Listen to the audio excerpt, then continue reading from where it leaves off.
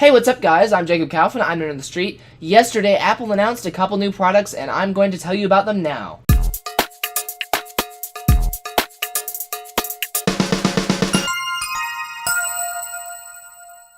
So I have not been pleased with how many leaks there have been from Apple in the past few years. So we all pretty much knew that Apple was going to release a watch, and we all pretty much knew that Apple was going to release an iPhone 6. However, I personally did not really look at any of the rumors because I like being excited when companies announce new things. So in case you also did not look at rumors, and in case you didn't catch the keynote yesterday, here is what Apple announced. First of all, their watch is called not the iWatch, but the Apple Watch. And I was very pleased that nobody really guessed that name. Everyone thought it was going to be called the iWatch. So even if most of the details were guessed, even if most of the details were leaked, at least they found a name that we were not expecting. The Apple Watch. It's meant to be a bit classier than the iWatch. Apple touts that it's the most accurate watch in the world, and it keeps time within 50 milliseconds of global time. However, you don't really care about that. You care about customizability. Obviously, it's going to have a whole lot of customizable watch faces, and you can put small widgets on them that have like weather, different time zones, things like that. But once again, that stuff's to be expected. You can do that on any of the old Android watches. You can get weather on your Android watch. You can have multiple time zones on your Android watch, I hope. But what is unique about the Apple Watch? Well, first of all, there are a couple of new input methods that Apple has come up with, and props to them for doing that. First of all, the digital crown. You know, the little thing that pops. Oh, this watch doesn't have one, but most watches have those little spinny knobs on the side that you can turn to adjust the watch. That's called a crown, and Apple has created a digital crown for the iWatch, for the Apple Watch. I'm sorry, that's going to take a while to get used to. So the digital crown is a little spinning wheel on the side of the Apple Watch, and you use that to do different things. You use it for scrolling through content. Sometimes you use it for zooming in or out of content. If you're looking at pictures or if you're looking at a collage of things, then you can zoom in or out with it. It's used for selection. Like I said, you can scroll through like messages if you're looking at your messages. And there's also a button on it, so you can spin it around and you can click it to make selections. Obviously, you can swipe the screen to swipe through different information, kind of like Google Now. Instead of swiping up and down, you just swipe left to right. You can get through things like weather and the clock and things like that, I guess. In addition to swiping and tapping, you can also just use your voice because the Apple Watch also processes Siri commands. The watch has a flexible retina display that is attached to crystal sapphire, so the same scratch-resistant material that's on the lens of the iPhone's camera is also on this watch face. So that should keep you from getting scratches. That should be pretty resistant to cracks and things. Apple doesn't want you to feel like you have to be careful when you have this watch on. This needs to be rugged. You need to be able to go through your normal lifestyle while wearing it. Because the display is flexible, and possibly because of some of the other things that they threw in there, the display can not only sense taps, but it can also sense force. So it can tell the difference between tapping something to select it and, say, pressing down on something to adjust it. For instance, you might be able to, like, press on something, move it around, drop it, but then when you just tap on it, then it brings up an app. This is cool. There is a linear actuator, they're calling it, that provides taptic feedback. They're calling it a taptic engine, and it actually literally taps you on the wrist when you get notifications. So like a little thing will actually protrude out of, and I've looked at it, it's not actually like a stick that protrudes, it's more like there's like a rubberish pad. Basically the bottom of your watch will slightly protrude and bump you on the wrist to alert you of notifications, and at the same time it's doing that, it's also providing a click through the built-in speaker. So yeah, it's going to be very nice tactile feedback, not only for when you're doing things, but if you're just going about your day and you feel the tap on your wrist, that's your watch. In addition to the digital crown, there's also a separate side button. You can click that to message, call, or draw to your friends. You can accept or reject calls on screen. There is a built-in speaker and mic in the watch, so you don't actually have to get your phone out of your pocket if you accept a call. You can respond to text messages with dictation, or you can create new text messages with dictation. And you can also read email. You can see the sender, subject, and preview in a list, like on your iPhone. You can also read messages by scrolling through. Now, I'm not sure how well it's going to work because it's a very small screen to fit text on. However, if you want to, and email is that important to you, then the functionality is there. For those health junkies out there, it does contain an infrared sensor, an LED light, and a photodiode sensor on the back of the watch, which will detect your heartbeat. Now, there have been watches in the past where you place your finger on the top of the watch and it detects your heartbeat from your finger. No, this can detect your heartbeat all the time without putting your finger on it. It actually detects the heartbeat straight from your wrist. In addition to detecting your heartbeat, it also detects when you run, when you're walking, even when you're standing up. It actually is supposed to tell you how many hours you've been standing up and how many hours you've been sitting down. I'm not sure how that works. There's a new software feature in, well, I guess everything's new because it's a new operating system, but in the Apple Watch operating system, there is Apple Pay built in. And Apple's been trying to get Passbook out there for a while now on iPhone, and I'm not sure how successful they are with that.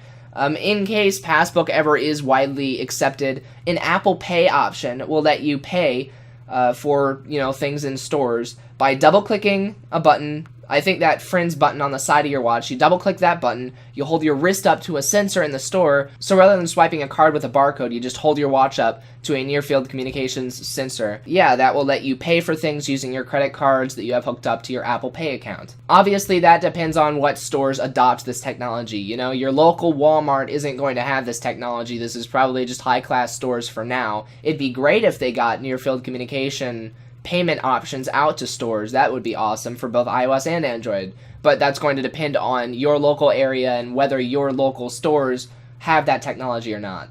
An Apple S1 chip drives the whole thing. Now, the difference between that and like the A8 chip that drives the new iPhone, the S1 chip is not just a processor. The S1 chip is basically all of the parts of the computer, and it's, all on the one chip. And they said they did that for durability, because even though the processor is important, so is the RAM, and so is the storage. And you can't have the RAM or the storage get, exposed to water or exposed to hard jolts any more than you can have a processor exposed to hard jolts without breaking it.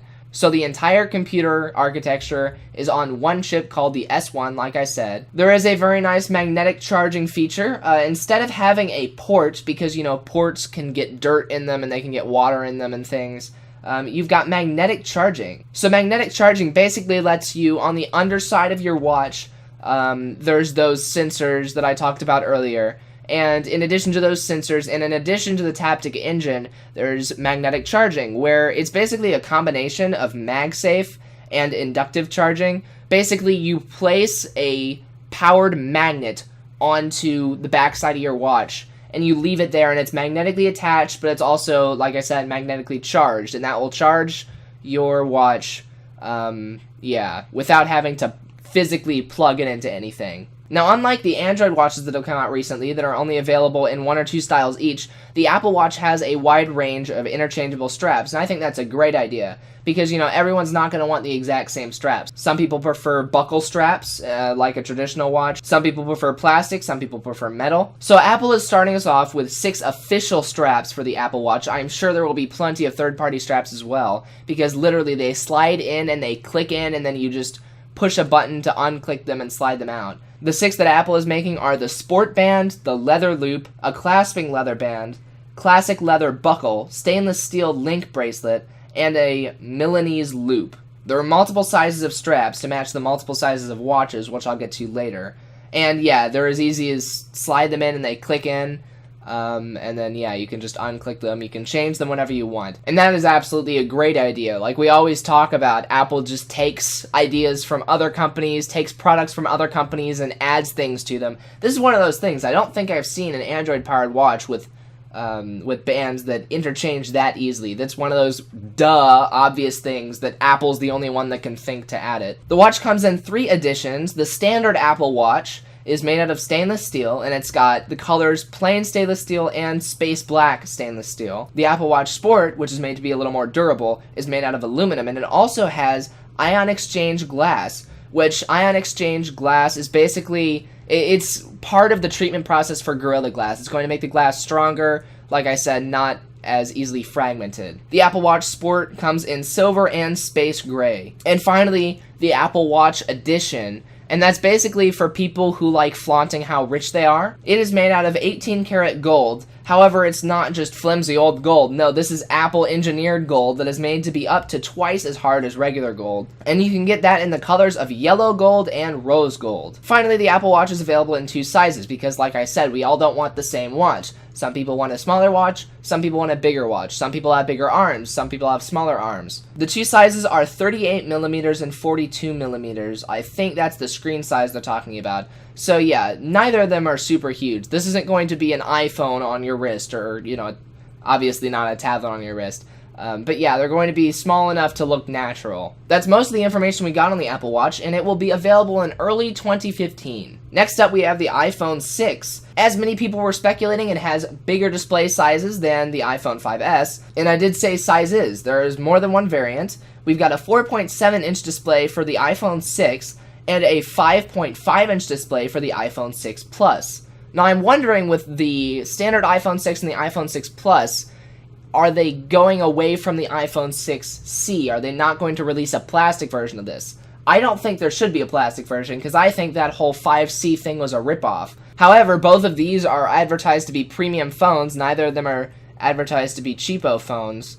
One of them's just smaller than the other one. They've got all the same specs other than that, so we'll have to see if Apple releases an even more low-powered version of the iPhone 6 or not. Now, 4.7 inches and 5.5 inches, some people might say those are way too big. Just for some comparison, the iPhone 5S was 4 inches, and the original iPhone, all the way up to the iPhone 5, was 3.5 inches. So it is noticeably bigger, but it's not going to be like a tablet in your hand. Like I said, I've heard people saying, I don't want some ridiculously huge phone, it's bigger than a Pop-Tart. I literally heard someone say that on the bus today. The new iPhone is bigger than a Pop-Tart. It's not freaking... A Pop-Tart's like this big. The iPhone's not going to be that big. 5.5 inches is not that big. I don't think I have a tape measure down here right now, but yeah, get a tape measure out or a ruler and look at 5.5 inches diagonal. And that's how big the display will be. The 4.7-inch display will have a resolution of 1334 by 750, and the 5.5-inch display will have full 1080p HD quality. And this is really creating a problem for developers. Part of the reason why iOS apps look so much better than Android apps is because Android devices have so many different sizes that they could be. Whereas iOS apps, until very recently, they've either been 3.5 inches or they've been however big the iPad is. And those are the only 2 sizes. Developers used to know exactly what their products would look like. Then they added the 4-inch iPhone, so now we've got 3 display sizes. We've got the iPad mini, that's 4 display sizes. This is adding 2. We're up to 6 different display sizes, and 6 different resolutions that the developers have to keep up with. I'm just saying, it's not going to be like a huge issue, but your apps might not look as fine-tuned, because an app developer might have been targeting the smaller iPhone and you have the bigger one, or vice versa. It's also worth noting that 4.7 inches at 750p and 5.5 inches at 1080p, those are not linear. Those are not the same DPI. The 5.5-inch display actually has a greater DPI than the 4.7-inch display, so it's higher quality. Both of them are called the Retina HD display, but they're not really the same display. It's not just that one's bigger, one of them actually has a higher DPI. Now, once again, don't freak out. There are multiple features designed specifically to make the larger screen easier to use. For instance, double tapping the home button will shift your entire screen lower. So like if I were to double tap the home button, if this were an iPhone 6, then the entire screen would shift lower to the bottom half of the screen, so that if I'm holding it in one hand, I can reach everything with my thumb. Just in case you're holding it and you can't reach something at the top of the screen. They've thought of that. You can double tap the home button, not have to adjust how you're holding the phone.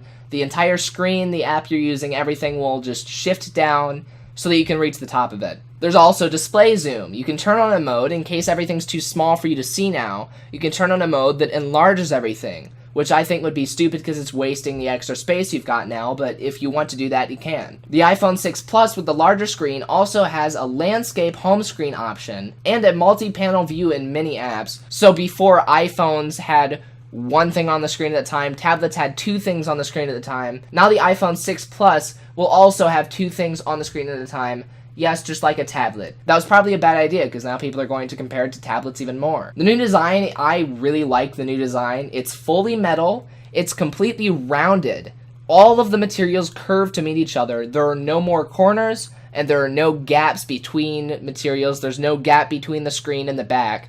I think it was a great idea to go back to rounded. Back when the original iPhone came out, it was rounded. It was plastic, but it was rounded. And then when the iPhone 4 came out, that was the first one that had hard corners on it. And I thought, well, that looks like crap. This new one, it's rounded again, and it looks really great. Like I said, both iPhones have the Retina HD displays, and they've got something called dual domain pixels, which are supposed to give them better color. Everything's powered by an Apple A8 chip, which is Apple's second generation 64-bit mobile processor. It has a 50 times faster CPU and an 84 times faster graphics processor. It also has an M8 motion processor to measure things like fitness readings, and there's also a barometer on this device, as well as the standard accelerometer and a gyroscope. Onto the all-important camera. There is an 8-megapixel camera. I don't think that's an upgrade from the previous model, although there are something called focus pixels that are supposed to improve focus. And there is manual exposure control in the camera app now, so that should be very nice for photo enthusiasts. The back camera can record video at 1080p HD at 60 frames per second, which is double the FPS of the previous model. And it also has continuous autofocus while recording, because we all know how well the autofocus in cell phone cameras work. There's something called cinematic video stabilization built into the software, and it also supports 240 FPS slow motion video at 720p. The iPhone 6 Plus has optical image stabilization using a gyroscope. So I know I said that the 6 Plus and the 6 were the exact same thing, just with different display sizes, but that's another thing that's different. The regular 6 does not have optical image stabilization. Both models have photo alignment that's supposed to better align pixels in photos.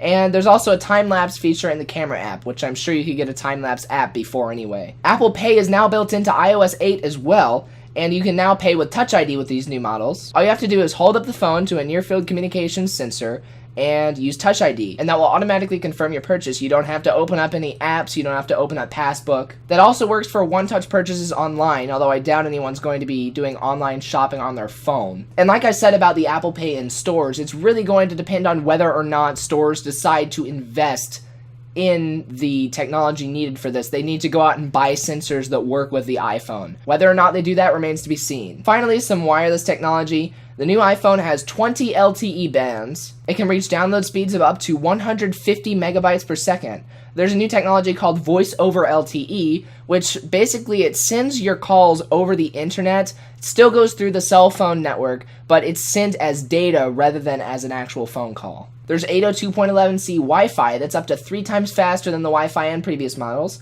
and it comes in gold, silver, and space gray. At the end of the presentation, Apple had U2 perform a song, and then they announced that U2's new album is going to be on iTunes for free. They actually did a little bit where they talked about putting it on iTunes, and then they counted down from 5 seconds to the exact moment when the new album was put on iTunes. So I'm not a U2 fan in particular, but I mean the music's alright, and if you're looking for a new album to add to your collection, then you can go on iTunes, download that new U2 album, and you'll want to do that before October, because sometime in October they'll be taking it back off of iTunes or making it paid again, so you're going to want to download it for free while you can. For now, that's about all I have to talk about. What do you think about these new announcements? I'm really liking the new designs. I know I get mad sometimes at Apple and other companies at releasing new products, not because they have something new to add, but just because it's been another year and they need to increment the version count.